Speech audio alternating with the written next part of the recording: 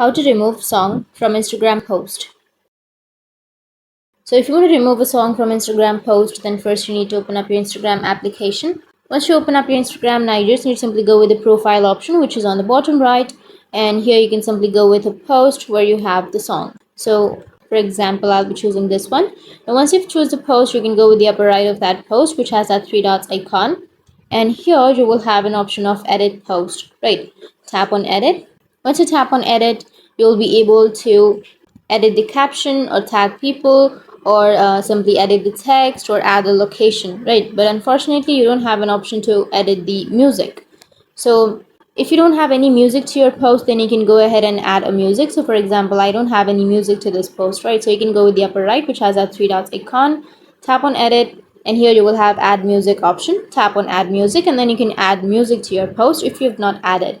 But if you've added and if you want to remove the song, then it's not possible. The only thing you can do is simply go ahead and delete the post and again post it with the other song or with no song. So that's how you can remove song from your Instagram post. And if you have any questions, feel free to comment below. Thanks for watching.